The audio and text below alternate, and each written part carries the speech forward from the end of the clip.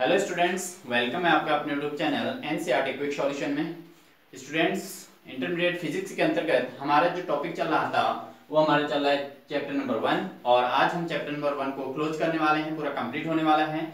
तो इसके अंतर्गत हमारा वैद्युत आवेश और विद्युत क्षेत्र हमारा टॉपिक चल रहा था। तो इसके अंतर्गत हमने कूलाम के नियम और उसके सारे न्यूमेरिकल कर लिए थे और इसके अलावा हमने किया था वैद्युत क्षेत्र की तीव्रता, अक्षीय स्थिति में वैद्युत क्षेत्र की तीव्रता, निरक्षीय स्थिति में वैद्युत क्षेत्र की तीव्रता, गॉस की प्रमेय और उसके अनुप्रयोग किए थे 5 के 5 और अन्य भी एक समान वैद्युत क्षेत्र में द्विध्रुव पर कार्यरत बल युग्म का आघूर्ण। तो इस तरीके से हमने काफी डेरिवेशन इसके अंतर्गत किए हैं जो बहुत महत्वपूर्ण हैं। इसके अलावा पूरे चैप्टर के अंतर्गत जिस टॉपिक पर चर्चा हुई उसी का हमने न्यूमेरिकल भी साथ साथ में कर लिया था। ठीक है स्टूडेंट, ये आप हमारे पुराने वीडियो में देख चुके होंगे। आज हमारा ये इसी चैप्टर का लेक्चर नंबर 14 है और आज ये हमारा चैप्टर क्लोज होने वाला है, कंप्लीट होने वाला है स्टूडेंट। ठीक है नहीं, इसके बाद हम नए चैप्टर को स्टार्ट करेंगे, चैप्टर नंबर 2 स्टार्ट करेंगे। तो देखते हैं आज के चैप्टर में हमारे कुछ महत्वपूर्ण क्वेश्चन है जो बोर्ड परीक्षाओं में आए हुए हैं, उन्हीं को हम डिस्कशन कर रहे हैं। वो न्यूमेरिकल क्वेश्चन है, बहुत महत्वपूर्ण है, इसलिए इनको आपने सीखना है। अगर आप हमारे चैनल पर नए हैं तो चैनल को प्लीज लाइक और सब्सक्राइब जरूर कीजिएगा और अपने अधिक से अधिक साथियों तक शेयर कीजिएगा। ठीक है स्टूडेंट, तो स्टार्ट करते हैं आज की वीडियो। तो देखिए इसमें क्या है, हमारा टॉपिक है आवेश की क्वांटिफिकरण से क्या तात्पर्य है या आवेश की क्वांटीकरण से क्या तात्पर्य है। तो देखो क्वेश्चन दोनों तरीके से आता है कि आवेशों के क्वांटमीकरण से क्या तात्पर्य है या आवेश का क्वांटीकरण से क्या तात्पर्य है। तो क्वेश्चन इस तरीके से आता है, तो कैसे भी क्वेश्चन आए आपने आंसर सेम ही लिखना है। तो समझें स्टूडेंट कि आवेश का क्वांटीकरण का मतलब क्या है कि किसी भी चालक में जो आवेश होते हैं वो आवेश हमेशा मूल आवेश के पूर्ण गुणज होते हैं। यानी मूल आवेश क्या होता है आपका, इलेक्ट्रॉन होता है, प्रोटॉन होता है, या प्रोटॉन के पूर्ण गुणज होंगे या इलेक्ट्रॉन के पूर्ण गुणज। अब यहाँ पर पूर्ण गुणज का मतलब क्या होता है स्टूडेंट, पूर्ण गुणज का मतलब होता है कि उनकी संख्या, जैसे 5 आवेश या 5 इलेक्ट्रॉन या 6 इलेक्ट्रॉन 7 इलेक्ट्रॉन, यानी कि इलेक्ट्रॉन की जो वैल्यू है उसका ही कुछ गुना, यानी कि उसका 5 गुना हो जाएगा।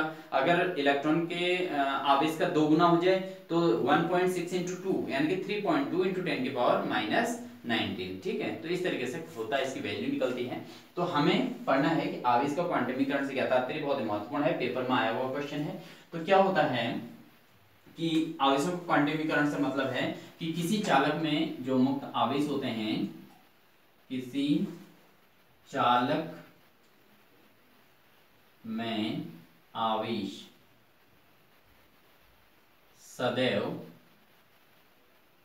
क्या होते हैं, मूल आवेश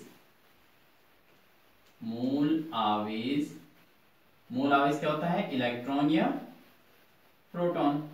ठीक है, इलेक्ट्रॉन या प्रोटॉन के पूर्ण गुणज होते हैं, पूर्ण गुणज होते हैं। ठीक है स्टूडेंट, इसको आपने अपने नोटबुक में नोट कर लेना अच्छे से। तो आवेश का क्वांटीकरण का क्या तात्पर्य है, किसी चालक में जो आवेश होते हैं वो उसके मूल आवेश के पूर्ण गुणज होते हैं। और इसका जो फॉर्मूला होता है student, Q is equal to, Q का मतलब होता है आवेश होता है, आवेश इज इक्वल टू होता है प्लस माइनस NE। ठीक है स्टूडेंट, तो Q is equal two plus minus NE और जहां n इक्वल टू क्या होता है 1 2 3 4 डॉट डॉट डॉट करके कितनी भी वैल्यूज हो सकती हैं। ठीक है ना, 5 इलेक्ट्रॉन भी हो सकते हैं, 50 इलेक्ट्रॉन भी हो सकते हैं। भाई चालक की धारिता भी निर्भर करेगा उसके अंदर कितनी जगह और कितने इलेक्ट्रॉन को ग्रहण कर सकता है, कितने प्रोटॉन को ग्रहण कर सकता है। अब Q इक्वल टू NE से तात्पर्य यहाँ पर है प्लस माइनस NE का मतलब यह स्टूडेंट कि Q बराबर प्लस के NE भी हो सकते हैं और Q इक्वल टू माइनस के NE भी हो सकते हैं, है ना, या तो माइनस का आवेश भी हो सकता है या प्लस का आवेश भी हो सकता है। तो ये होता है आपका आवेश का क्वांटीकरण। तो किसी चालक में जो आवेश होते हैं वो सदैव मूल आवेश के पूर्ण गुणज होते हैं। आपने पढ़ा होगा इलेक्ट्रॉन पर जो चार्ज होता है -1.6 इंटू 10 की पावर -19, ये तो एक इलेक्ट्रॉन की बात होती है। अगर आपको 5 इलेक्ट्रॉन चाहिए तो आप क्या करेंगे, मल्टीपल 5 कर देंगे तो 1685 यानी कि 8.0 इंटू 10 की पावर -19 आ जाएगा माइनस में, समझ रहे हैं ना। और अगर आपके पास इलेक्ट्रॉन के फॉर्म में ही ये प्लस का है, प्लस का इलेक्ट्रॉन का मतलब होता है प्रोटॉन, प्रोटॉन को प्लस का इलेक्ट्रॉन कहा जाता है। ठीक है ना, तो यहाँ पर 1.6 इंटू 10 की पावर -19 है। अब अगर ऐसे ही n की वैल्यू कितनी ले ली हमने, यहाँ पर n इज इक्वल टू यहाँ हमने 5 ले ली, यहाँ n इज इक्वल टू यहाँ भी 5 ले ली, तो n इज इक्वल टू 5 ले ली तो इसको मल्टीपल कर देंगे तो 16 पंचे कितना हो जाएगा 80, 8.2 10 की पावर -19 है नी। तो इस तरीके से Q is equal to N होता है स्टूडेंट, ठीक है। तो किसी चालक में जो मुक्त इलेक्ट्रॉन होते हैं या मुक्त आवेश होते हैं वो मूल आवेश के पूर्ण गुणज होते हैं। तो ये तो था आपका आवेशों का क्वांटीकरण, ठीक है स्टूडेंट। तो ये तो हमारा पहला टॉपिक जो हमारा छूटा हुआ था, और ये क्वेश्चन 1 नंबर 2 नंबर में आता है, आया हुआ है बोर्ड परीक्षा में, इसलिए मैं उनको ले रहा हूँ, ठीक है स्टूडेंट। नेक्स्ट हमारा आता है कि दो धन आवेश प्लस 4e और e एक दूसरे से l दूरी पर स्थित हैं, एक तीसरा आवेश q इनके बीच किस तरह रखा जाए कि जिससे कि वह संतुलन में रहे, ठीक है। अब इसको देखते हैं कैसे होगा। देखिए कहते हैं कि दो आवेश आपके पास हैं, एक आवेश यहाँ है, एक आवेश यहाँ है। ये दोनों आवेश जो है एक दूसरे से, देखिए एक आवेश का मान है 4e और एक आवेश का मान है e, ठीक है। एक 4e है, एक e है। अब ये जो है एक दूसरे से कितने दूरी पर रखे हैं, ये एक दूसरे से रखे हैं l दूरी पर, l डिस्टेंस पर, एक दूसरे से l डिस्टेंस पर रखे गए हैं। अब एक तीसरा आवेश क्यों रखना है इनके बीच में कहीं पे, तो हम मान लेते हैं इस आवेश को हम यहाँ पर रख देते हैं, तीसरा आवेश को, एक आवेश को हमने यहाँ पर रख दिया, एक आवेश हमारा B पर है और एक आवेश हमने कहाँ पर रख दिया, C पर रख दिया, ठीक है। इस आवेश तीसरे आवेश को बीच में किस तरह से रखा जाए, यानी किस तरह का मतलब यहाँ पे है कि किस दूरी पर रखा जाए, ठीक है, जिससे कि वह संतुलन में रहे। अब संतुलन में उसको होना चाहिए, संतुलन में कब होगा भाई, संतुलन में यह आवेश तभी हो पाएगा जब इस पर इस आवेश के द्वारा लगाया गया बल और इस आवेश के द्वारा लगाया गया बल बराबर हो जाए। क्योंकि आप देख रहे होंगे ये 4e आवेश है और ये e आवेश है और ये तीसरा आवेश q है, ठीक है। इस q आवेश को हमने रखना है बीच में, ऐसी जगह पर रख देना है कि जहां पर से दोनों बराबर ताकत से उसको खींच सकें और वो कहीं भी ना खिसके। तो जब कहीं भी नहीं खिसकेगा तो इनमें से उसको कहेंगे संतुलन में है। कोई भी चीज संतुलन में कब होती है स्टूडेंट, जब वो अपने स्थान से विचलित नहीं हो रही हो, अपने स्थान पर बनी हुई हो, तो उसको कहते हैं, हम क्या कहते हैं, उसको कहते हैं कि वो संतुलन में है, ठीक है ना। तो इस तरीके से तो ये ना तो इधर को खिसकेगा ना इधर को खिसकेगा। अब कैसे होगा भाई ऐसा, वो दूरी हमें निकालनी है क्योंकि टोटल डिस्टेंस तो इन्होंने l दे दिया, ठीक है। तो ये होता है, तो ये कब होगा, जब 4e द्वारा q पर लगाया गया बल और e द्वारा q पर लगाया गया बल बराबर हो जाए, ठीक है स्टूडेंट। तो इस तरीके से 4e द्वारा q पर लगाया गया बल और e द्वारा q पर लगाया गया बल बराबर हो जाए, तो ऐसी स्थिति में संतुलन में रहेगा। तो हम मान लेते हैं, माना, तो इसका अगर हम सॉल्यूशन की बात करें तो माना पहले आवेश या 4e से r दूरी पर, ठीक है, 4e से r दूरी पर रखने पर, ठीक है, रखने पर आवेश q, आवेश q क्या होगा, संतुलन में रहता है, संतुलन में रहता है, ठीक है, ठीक है। तो ये मान लेंगे हम, क्योंकि हम यहां से मान लेते हैं कि ये r डिस्टेंस पर हम इसको रखेंगे तो ये संतुलन में है, r दूरी पर हमने q को फिट कर दिया। तो अब इधर को आप बताइए यहाँ से यहाँ कितना डिस्टेंस होगा, यहाँ से यहाँ होगा l माइनस r, आप समझ रहे होंगे, क्योंकि टोटल डिस्टेंस हमारे पास l है, उसमें से अगर हम इतने हिस्से को r कह रहे हैं तो इधर को जो बचेगा वो l माइनस r बचेगा, ठीक है स्टूडेंट। इतना तो समझ में आ गया होगा प्रॉपर आपको, ठीक है। तो अब आप देखिए दोनों के बीच बल निकालना है, तो हमें क्या निकालना है, 4e तथा q के बीच बल, इन दोनों के बीच बल बराबर किसके हो जाएगा, e व q के बीच बल,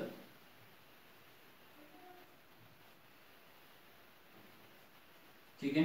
तो E और Q के बीच बल, यानी कि 4E और Q के बीच जो बल होगा वो होगा E और Q के बीच बल के बराबर, तब ये संतुलन में रहेगा, ठीक है ना, तब ये संतुलन में रहता है।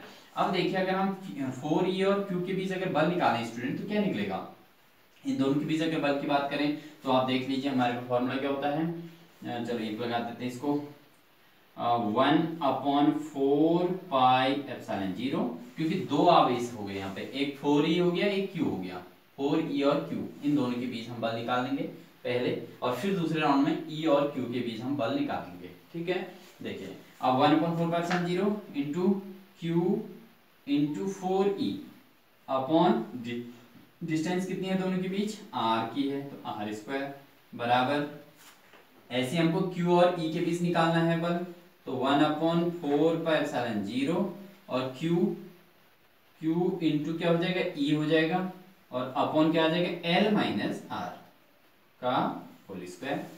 ये कौन सा फॉर्मूला लगा स्टूडेंट? ये लगा है आपका कूलाम का नियम। कूलाम का नियम हमेशा दो आवेशों के बीच लगता है, और बल की बात आती है तो कूलाम का नियम भी फिट किया जाता है।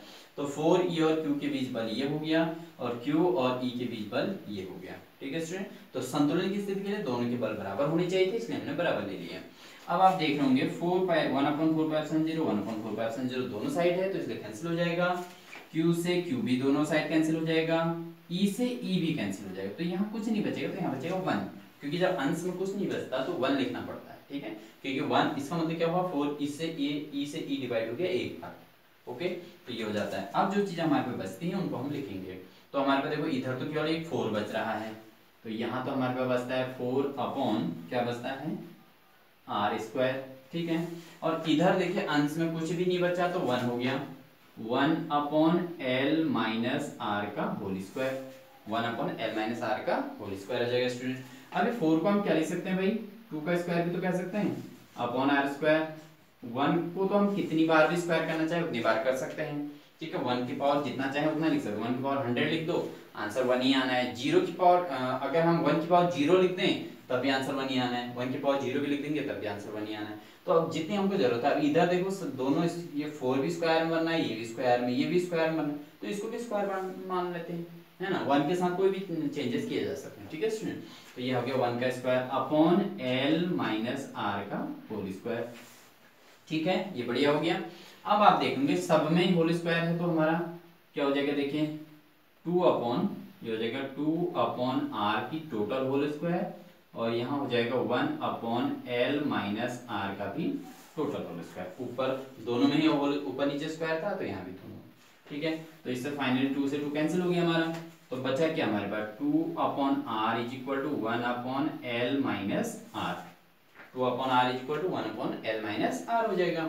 अब इससे अगर हम इसको मल्टीपल कर दें, क्रॉस मल्टीपल, तो 2 से यहाँ मल्टीपल हो जाएगा, तो क्या बन जाएगा 2l माइनस इसे यहाँ इंटू कर देंगे तो क्या बन जाएगा 2r, और इक्वल टू इससे यहाँ मल्टीपल करेंगे तो r बन जाएगा।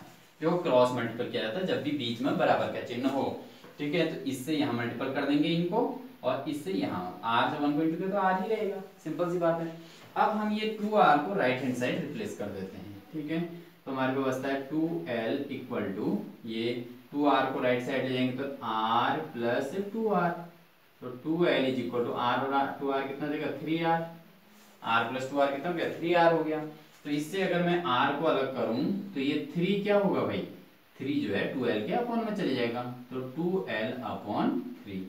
ऐसा इसलिए होता है क्योंकि कोई भी नंबर अगर किसी भी वैल्यू को हम फाइंड कर रहे हैं, जैसे मैं r को निकालना चाह रहा हूँ, तो उसके साथ जो संख्या गुणा है, ठीक है स्टूडेंट, जो संख्या गुणा में होती है वो संख्या हमेशा डिवाइड में जाती है। ठीक है ना, अगर मैं r को अकेले रखना चाह रहा हूँ तो ये 3 कहाँ जाएगा, अपॉन में जाएगा। ये सब में लागू होता है। ठीक है, ये आपको बेसिक कॉन्सेप्ट्स होते हैं, आपको आते हैं, ऐसी बात नहीं है, लेकिन फिर भी आप इसको यहाँ पर समझें। ठीक है ना, तो इससे हमारा r निकल गया। अब देखिए हमने क्या माना था, माना 4e से r दूरी पर रखने पर आवेश q संतुलन में रहता है, तो r दूरी, r मतलब 2l अपॉन 3। ठीक है ना, ये तो अतः फाइनली लिख देंगे हम, अतः 2l अपॉन 3 दूरी पर क्या होगा, आवेश q, आवेश q संतुलन में रहेगा, संतुलन में रहेगा। ठीक है स्टूडेंट, तो इस तरीके से आप इसको कर सकते हैं।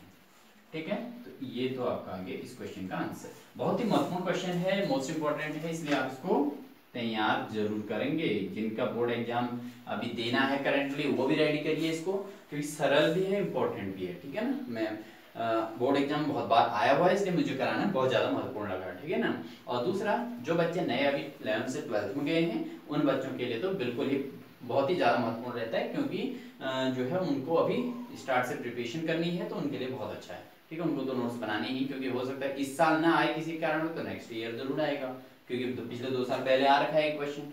ठीक है ना, तो ये है। अब इसमें जो इसका एक तो ये क्वेश्चन आया है, एक दूसरा क्वेश्चन भी आया है, मैं उसको भी बता देता हूँ कि क्या आया है, आप उसको स्वयं हल करेंगे, तो मैं उसको आपको एक्सप्लेन कर देता हूँ। देखिए ये मैं इसके अंदर लिख रहा हूँ, उस क्वेश्चन को समझने हैं आपने।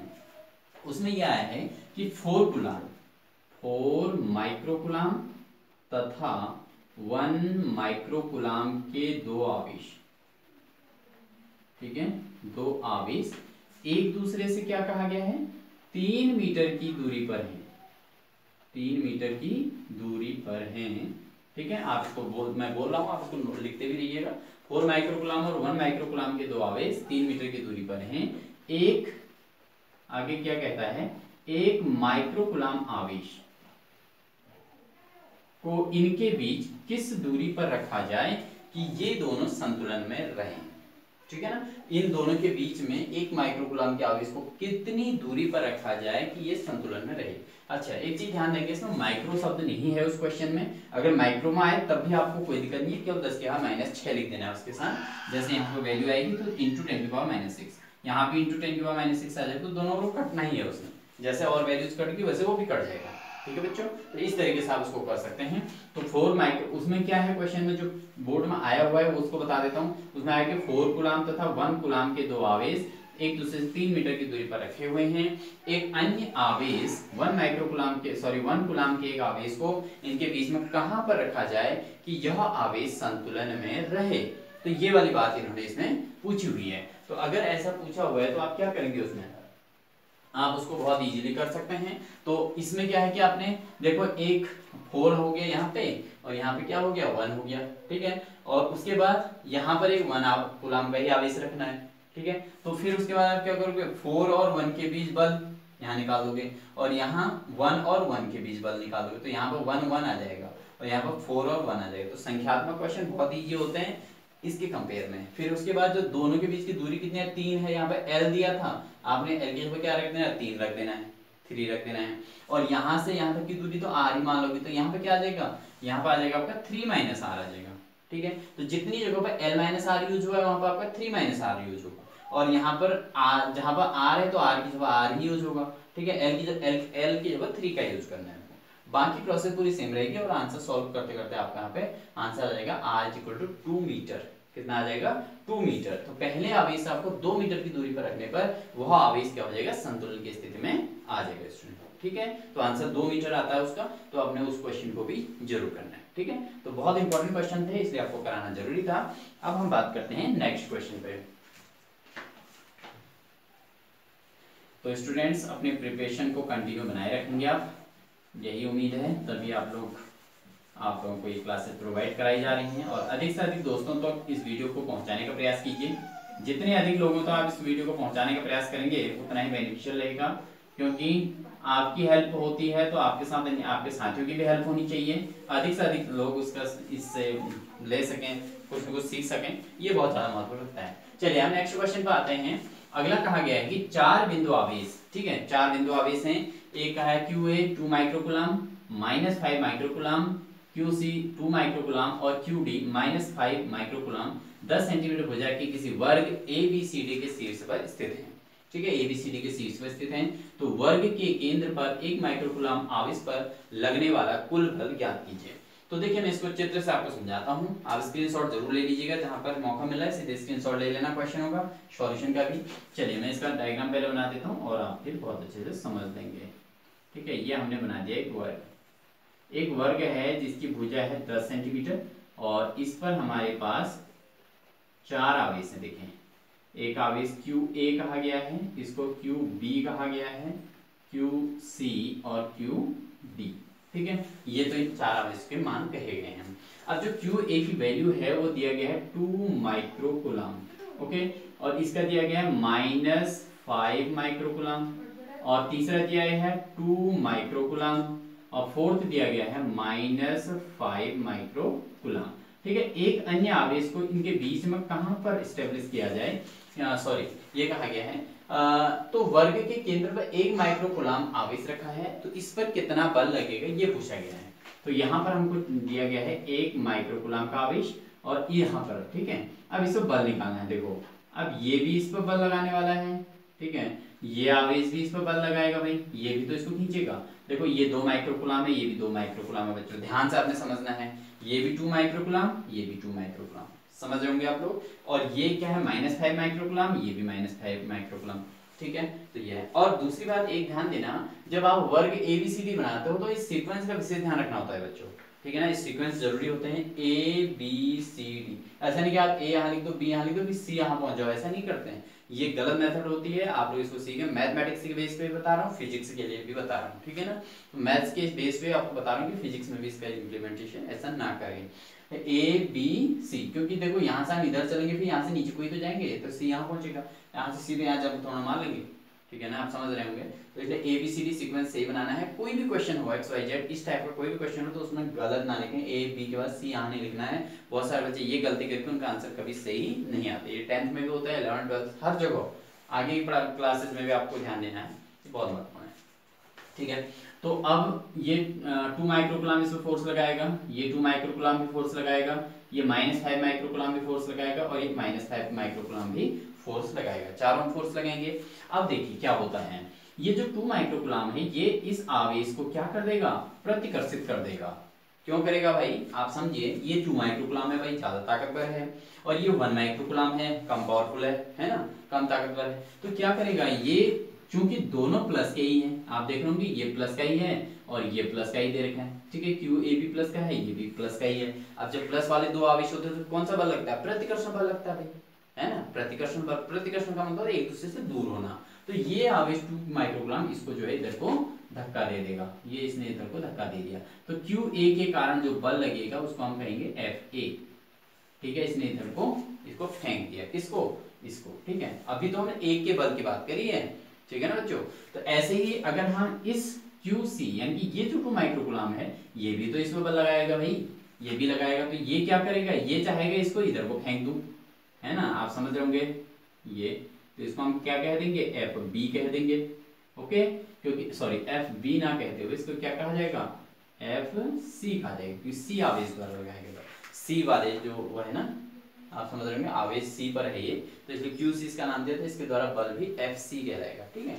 ऐसे ही आप समझ रहे होंगे। नेक्स्ट जो हमारे ये वाला D वाला है, ये D वाला क्या करेगा भैया, अब आपने देखेंगे इसको ध्यान से देखो।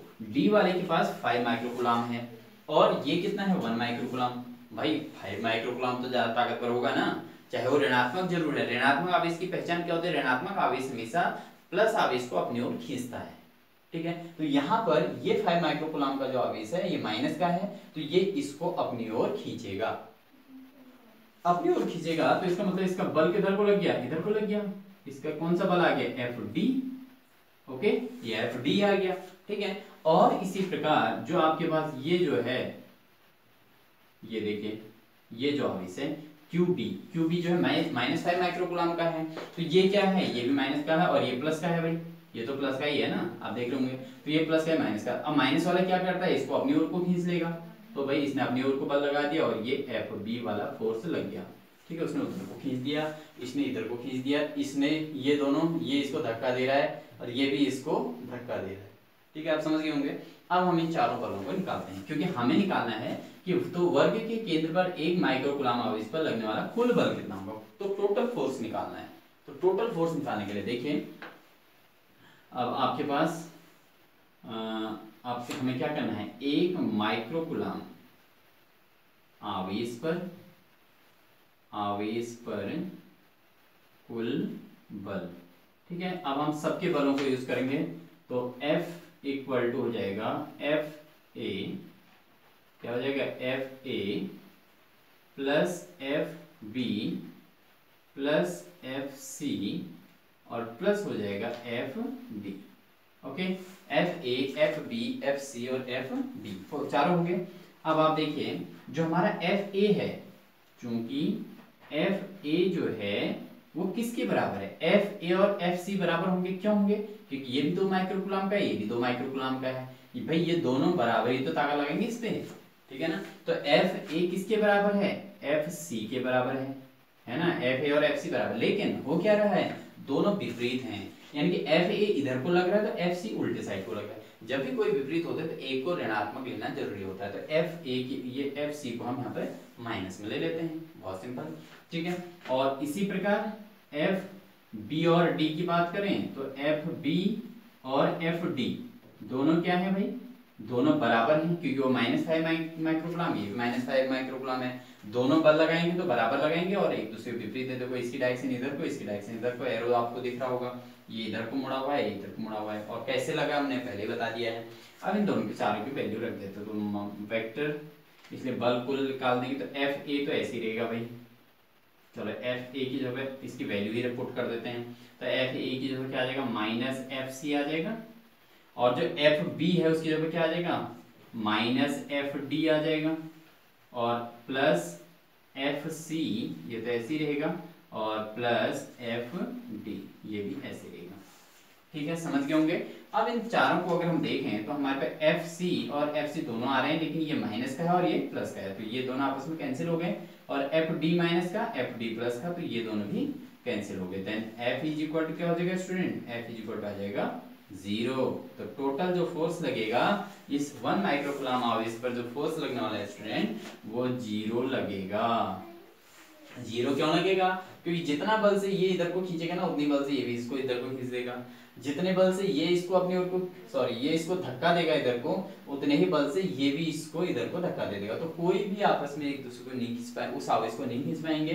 दो चारों की ओर, जो उधर को खींच रहा है तो वो उधर को खींचने लग गया, वो उधर को खींच रहा है तो उधर को खींच रहा है। तो इट मींस क्या हो रहा है, तो इट मींस ये जो है इस पर चारों ओर से बल बराबर लग रहा है, तो जहां पर वहीं पर ही स्थिर रहेगा। तो स्टूडेंट्स, ये थी हमारी आज की क्लास, जो हमारे पहले चैप्टर की लास्ट क्लास है, और ये हमारा लेक्चर नंबर 14 है। अगर आप हमारे अन्य वीडियोस को नहीं देख पाए हैं तो जरूर हमारे इस चैनल पर जाके अवश्य देखिएगा। उसमें लिखा गया है इंटरमीडिएट NCERT क्लास 12 फिजिक्स, और लेक्चर नंबर इतना, और कौन से टॉपिक को उस पर डिस्कशन हुई है, ये सारा लिखा गया है। आप हमारे चैनल पर जाके आसानी से देख सकते हैं।